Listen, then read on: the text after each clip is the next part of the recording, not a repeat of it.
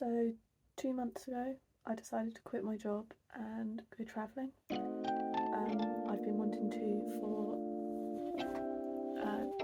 years travel on my own, and 6 months ago when I split up with my long-time partner, I decided that's what I wanted to do. Like, that was the big goal, and I was just trying to work out how to get there. It really is hard handing this in because my manager is honestly the best manager you could ever have. She's always there to help you, and like in a split second. So this is how I did it. This is my last day of working properly. Before, I don't know what I'm doing. I've planned everything in my head, written a few things down. I've not actually done anything. Like, I haven't booked flights, I haven't done anything. So I leave on the 9th of October because my sister and her partner are driving to France. So I've got about 2.5 weeks to work out what I'm doing. France, travel with Tommy, ski season to April, then I'm hoping to go to New Zealand. But yeah, this is my last day of working at my first job. I've had this notebook since I first started, and I finished it. The last 2 pages fell out, which feels quite momentous. It's 2 years of work. Done.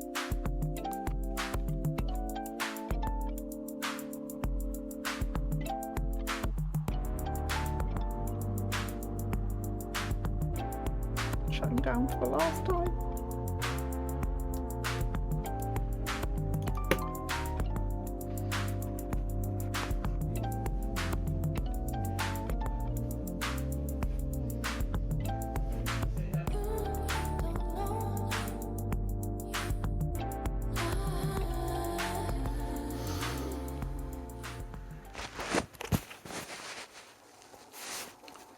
It's kind of scary doing what I've been wanting to do for like a year now. It's finally like hit me, like this is happening, and it just feels like it would be so much better to not do it, to just stay in my comfort zone. And I'm rethinking everything. I know that's just the fear, and I'm trying to tell myself that, but right now I just want to hide. So I'm just having a movie day and eating nachos and letting myself have the day to do nothing, to wallow and remind myself that it'll be fine. The rough plan at the moment is to go to France with my sister. They're just going outside of Paris in Fontainebleau. Please don't come for me, I don't speak French. I try my hardest there. Feels very like you're telling me. Yeah, it does.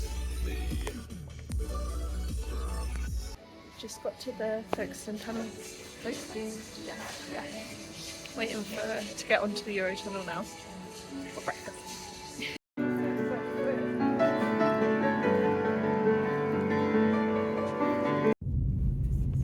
I wonder if this is one of these things that I'm meant to film.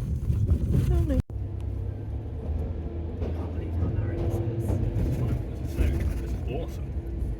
This is so like a train. I've forgotten It's what like it a looked tube. like. It's like the it tube. Is. It is. It's And there are toilets and everything. Yeah. Yeah, I do remember being toilets. Yeah.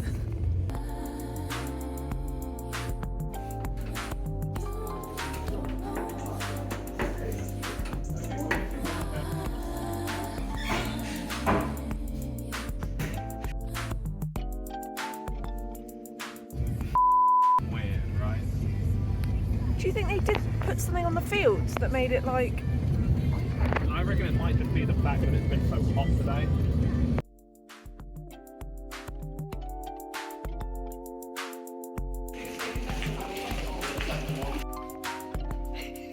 It's like really feeling weird about So I actually had a job interview while I was in this forest, and I had to like run around the forest to try and find signal for a ski season that I want to do later.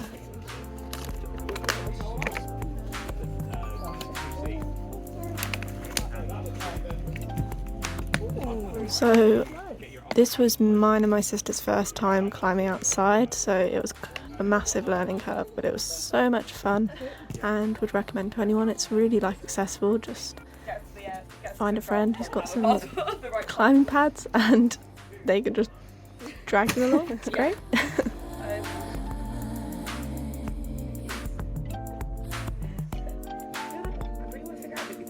It is definitely possible to start from there. I started one hand.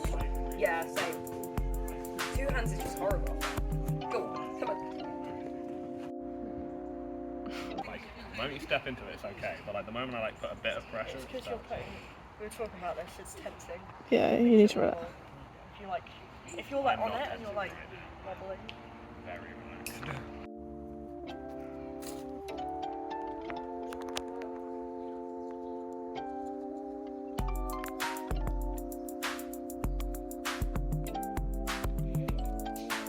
So yeah, I love climbing, but I'm not as obsessed as some of the people in the group, so I bought my slackline and was just chilling, staring at some cool trees, like, look at this tree.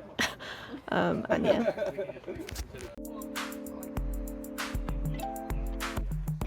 I'm tired. Did you climb lots, Ick? Did you climb lots?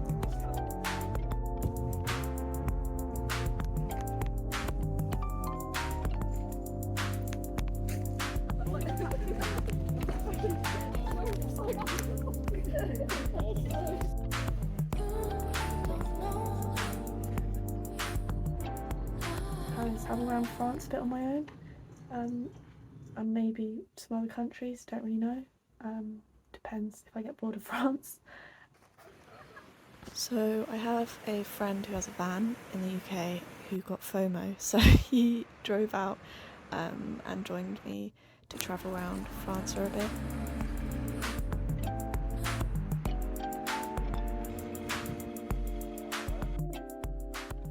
So we just travelled up the east coast of France. No, never west coast of France, or down the west coast of France towards Spain.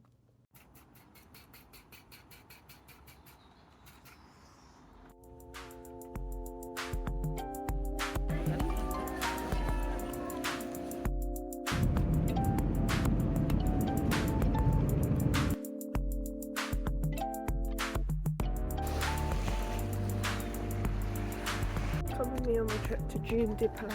So by this point, me and my friend needed some alone time. I took the morning and did a very long walk to get here, but I made it, and I made it really early, so before the crowds, and oh my gosh, was it worth it. It was insane. I did not think they'd have scenery like this in France. I thought sandals would make this easier, but I don't really know what shoes would be best here. This is crazy. It's just like woods and then sand. Is that upstairs?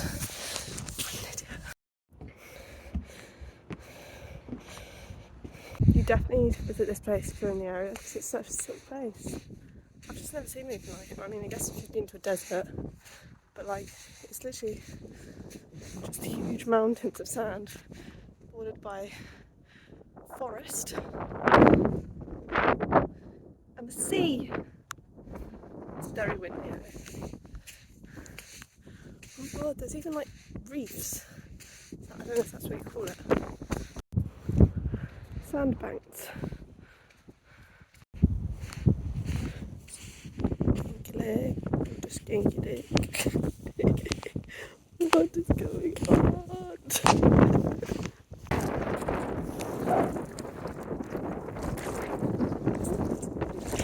I was expecting that to be freezing.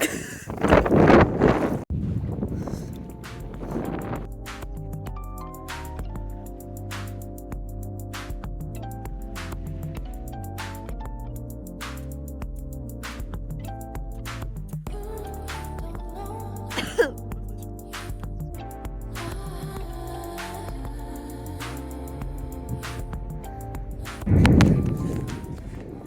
it back. I wouldn't recommend walking down to the bottom to the sea.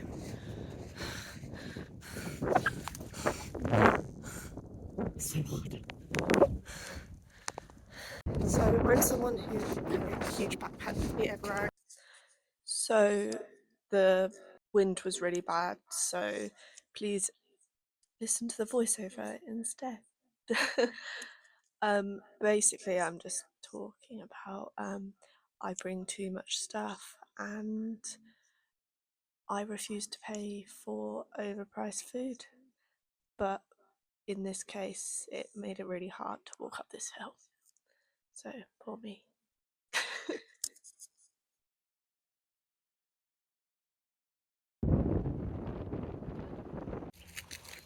The yummy smoothies here. At this point my friend dropped me off in Bordeaux and I made my way on my own over to Portugal because it's somewhere I'd always wanted to go. So I got a really long bus all the way from Bordeaux to the border of Portugal, and then I switched buses and got another bus all the way over to Porto. The very first thing I wanted to do in Porto was get a tattoo. I'd heard of this tattoo studio Selena where you could get walk-in tattoos and they just sit and draw it and it's really cool. I think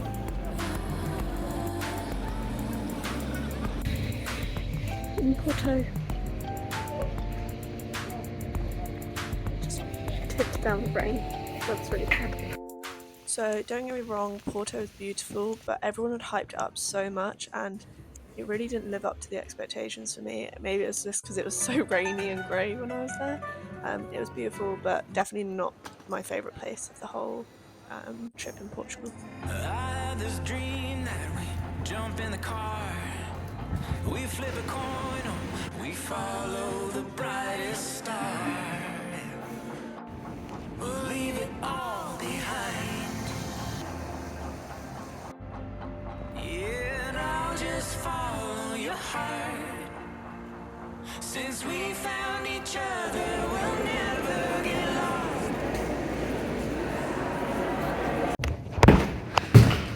Off again. This time to Cascais. Just leaving Boston in Porto.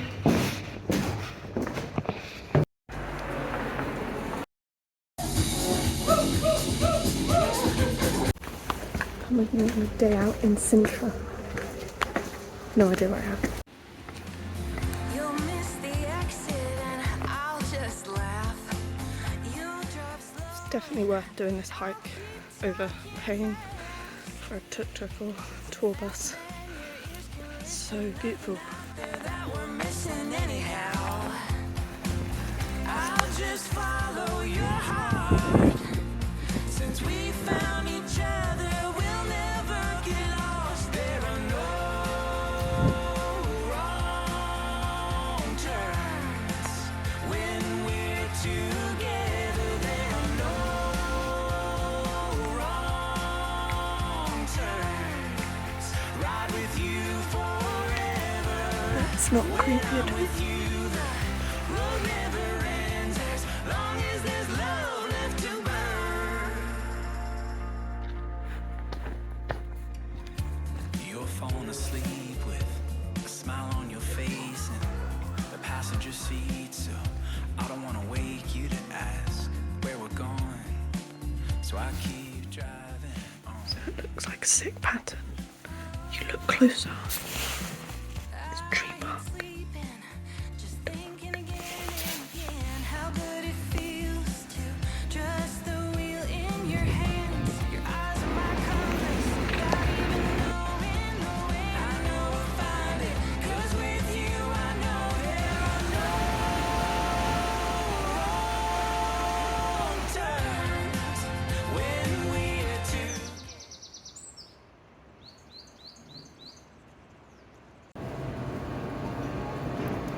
So I didn't want to stay in the centre of Lisbon because I'm not a city person, but I did really want to visit it and I ended up really loving it, to be fair.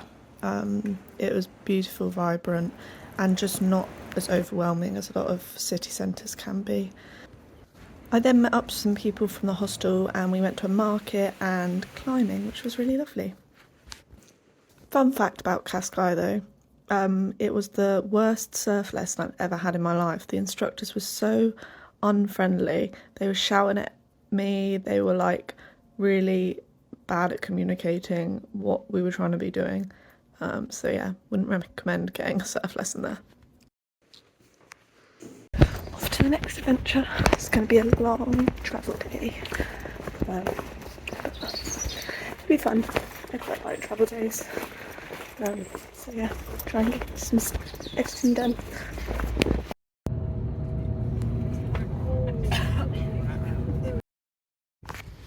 I honestly think that being shouted at by those surf instructors really knocked my confidence. I know that sounds stupid, but I'm that very shy girl at school that could not bear being told off, and it just really got to me. So when I got to the next place, which was Lagos, I really just didn't have confidence to make friends, but luckily for me, I guess, the hostel I was staying at was amazing and everyone was so friendly, so I made some really good friends there, and also met some people on Hinge. Love online dating. And had fun in Lagos. It's probably my favourite place I went to, so yeah, would recommend going there.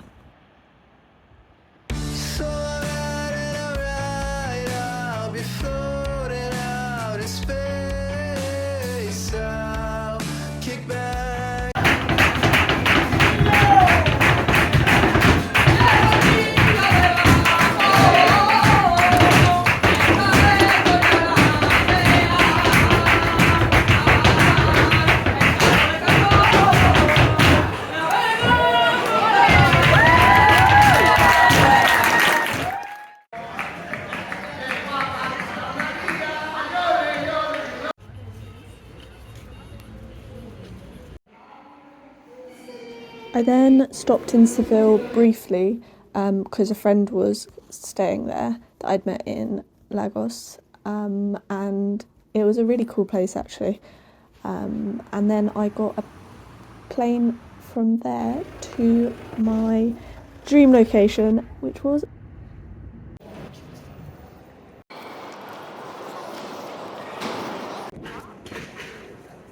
when the guy at the passport asks where you're going and you point as if Marrakesh is just over the room.